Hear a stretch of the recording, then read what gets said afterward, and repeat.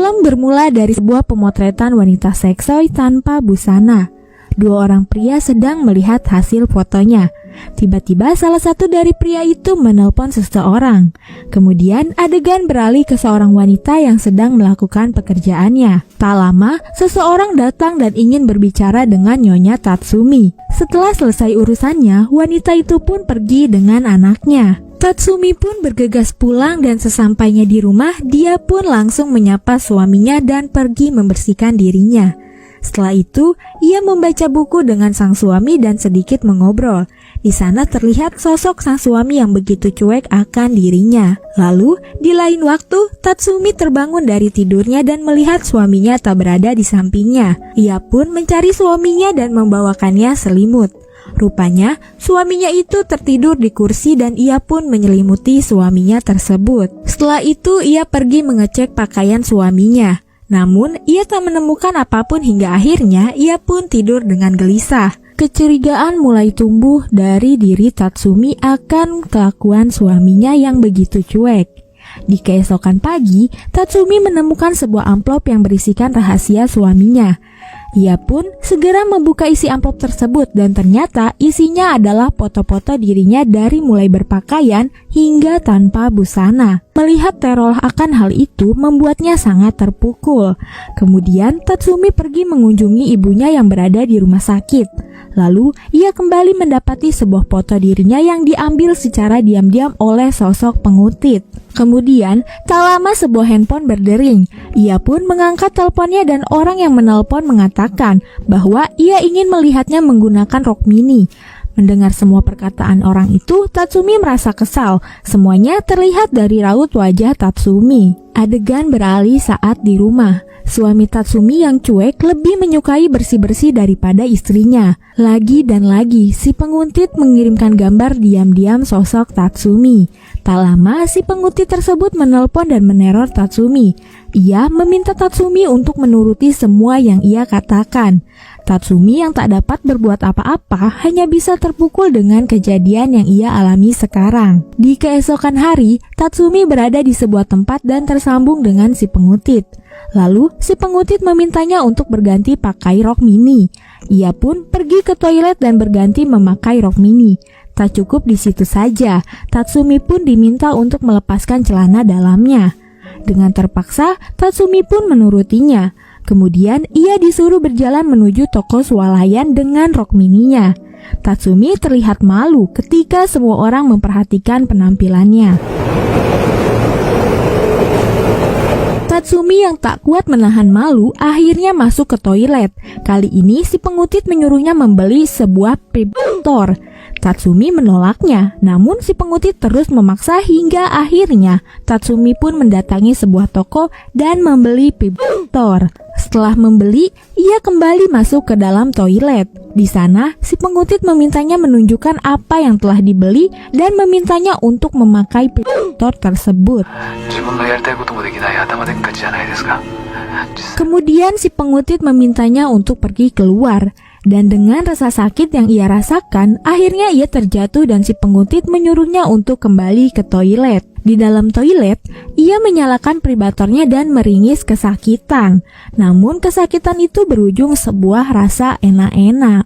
Pada malam hari, Tatsumi membersihkan dirinya dan setelah selesai, ia kembali mendapatkan sebuah telepon dari si pengutit. Ia sangat terpukul dengan semuanya. Di sisi lain, terlihat seorang pria yang emosi memecahkan sebuah kaca. Akankah itu sosok si pengutit, guys? Jadi, kalau kalian ingat-ingat, itu adalah sosok pria yang di awal film tadi, guys, yang tiba-tiba menelpon. Akankah dia menjadi sosok si pengutit? Mari kita lanjut ke filmnya. Tatsumi menjalani kehidupannya dengan penuh kegelisahan karena tekanan dari sebuah teror yang terjadi. Hingga akhirnya, ia menemui seorang psikolog untuk berkonsultasi. Dan ia selalu mendapat foto-foto tentang dirinya yang tak tahu siapa yang mengirimkannya. Lelah akan semua teror yang terjadi, akhirnya Tatsumi menelpon si pengutit. Ia menanyakan bagaimana dia bisa mengetahui semuanya. Lalu si pengutit memberitahukan bahwa dirinya sudah mengetahui tentang penyakit kanker yang diderita oleh Tatsumi. dan dia merupakan orang yang selama ini diberikan semangat dan salah satu pasien Tatsumi. Akhirnya, Tatsumi mengetahui hal itu, sementara si pria pengutit hanya bisa menangis. Kenapa ya dia menangis? Saya juga belum tahu, guys. Suatu hari, Tatsumi meminta izin suaminya untuk melakukan operasi payudara karena kanker yang dideritanya. Namun, sang suami tak mengizinkannya karena ia tak mau melihat Tatsumi memiliki kekurangan pada tubuhnya. Tatsumi sangat terpukul mengetahui keputusan suaminya yang sangat egois tersebut. Pada suatu ketika, di mana sang ibu yang di rumah sakit tadi dikabarkan meninggal, Tatsumi menelpon suaminya dan mengabarkan, namun sayangnya sang suami cuek lebih memilih pekerjaannya. Terlihat sang suami sedang berada di sebuah kafe dan si pengutit mengawasinya. Lalu, adegan beralih ke rumah. Di sana, Tatsumi sedang menyiapkan sebuah minuman untuk sang suami yang terlihat sedang terpukul karena ia baru saja kehilangan ibunya.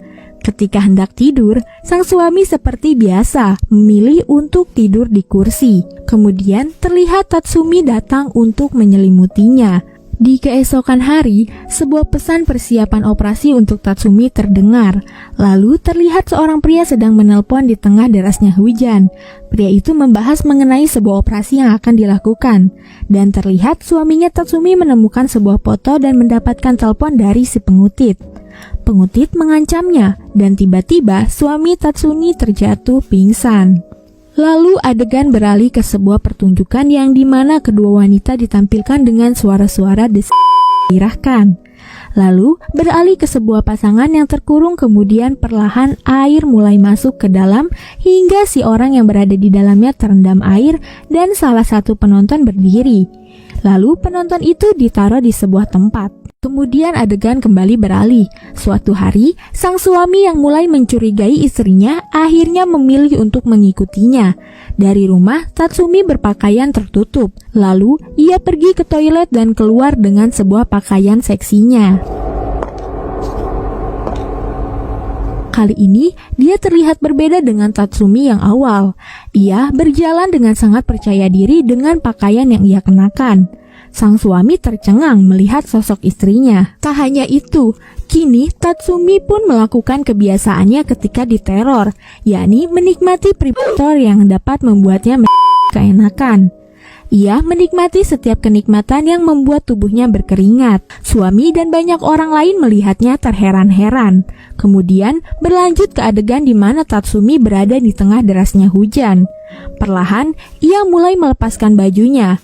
Si pengutit dengan cepatnya mengambil foto si Tatsumi, sementara suaminya melihat kejadian itu lalu terang untuk mengotakkannya. Belum selesai di situ saja. Kini si pengutit mengganti kameranya dan memfoto lagi si Tatsumi. Sang suami teringat akan kenangan saat dimana rumah tangganya masih harmonis. Saat itu mereka menghabiskan makan malam bersama. Sang suami menyesali semua yang telah terjadi kini. Tak lama ia pun mendapat telepon kembali dari si pengutit. Suaminya mengatakan ia ingin membeli semua foto istrinya tadi dan ia diarahkan untuk pergi ke suatu tempat. Di sana disediakan sebuah tas yang berisikan kertas. Kertas itu ternyata berisikan sebuah foto istrinya. Di sini kita akan melihat adegan di mana si pengutit menyerang suami Tatsumi. Pengutit itu menelanjanginya dan perlahan mulai menyiksanya. Dengan sebuah ular yang keluar dari tubuh si pengutit, si suami pun mulai merasakan kesakitan disiksa. Si pengutit dendam karena selama ini suami Tatsumi tidak memperlakukan Tatsumi dengan baik. Dia lebih mementingkan nafsu semata daripada nyawa Tatsumi. Karena rupanya si pengutit ini mencintai sosok Tatsumi. Untuk itulah ia melakukan semua hal ini. Semata-mata ia ingin membuat Tatsumi bahagia. Adegan beralih ke sebuah mabar yang dimana sang suami dimasukkan ke dalam akuarium dan diisi penuh oleh air. Sementara si pengutit membuka kamera lamanya dan teringat kembali akan sosok Tatsumi yang ia cintai. Lalu si suami berhasil melepaskan diri dan menembak si pengutit. Sementara Tatsumi yang sedang memasak di rumahnya mulai melepaskan teleponnya. Dan tak lama, terlihat sang suami datang dengan penuh luka juga membawa sebuah pistol. Para polisi berkumpul untuk menghentikan kejahatan yang dilakukan suami Tatsumi. Namun, Tatsumi dan suami justru asik melakukan pusreng tanpa menghiraukan apa yang telah terjadi. Film pun berakhir. Begitulah kisah seorang wanita yang bernama Tatsumi yang mendapatkan sebuah teror yang pada akhirnya menimbulkan jati diri dan keberanian dalam dirinya, sehingga menyadarkan suaminya yang telah mencampakkannya. Teror yang dialami semata hanya untuk membuat Tatsumi bahagia, karena rupanya si peneror adalah orang yang begitu amat mencintai sosok Tatsumi. Oke, thank you for watching and see you di next video. Bye-bye, babang.